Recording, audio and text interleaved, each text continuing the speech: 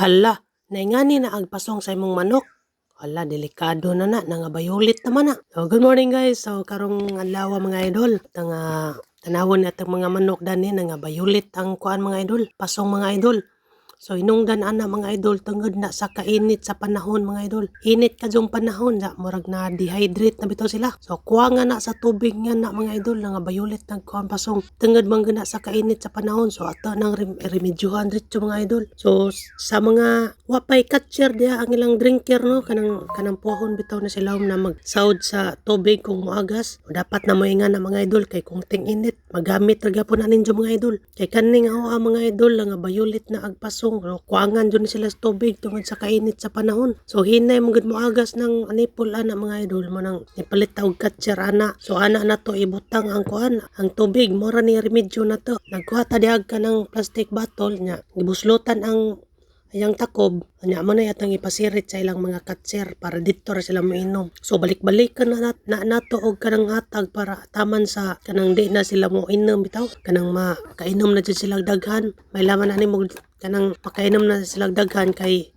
madaghan naman po nagsad sa catcher di naman nila imnon. So nga nilang mga idol unya atagan na po ni nato unja og kanang naay nga nagyapon tubig. Ang os-os po ang atong production gapon ang atong na-harvest 100 ang na-harvest na to gapon 164 out of 175. So naay 11 ka buok wa mo itlog. So kasagaran sa mga manok ani ang di ra mo itlog kay 5 4. So tungod sa nag-change pud ta og feed sa ani nya init kadyong panahon murag nabaguhan jud sila. So ato lang ning remedyohan sila. So murag hinungdan pud ani kay di sila makainom og daghan sa ingana nga drinker lagi mo nang mas lami tong katong PVC nga tungaon kay anli inom sila to. Pero kung masakit po dato na masakit isa matakdan madaghan po'y matakdan. So napoy disadvantage pero napoy advantage. So pareho ra man na sila.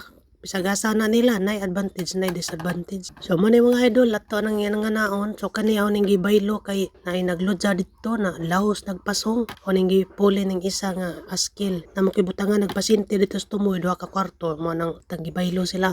Kay okay naman po ng isa. Nyaan ato nang gipangbutangan nagyapon og kanang tubig no nga na. Tama na sila nga di na mo inom.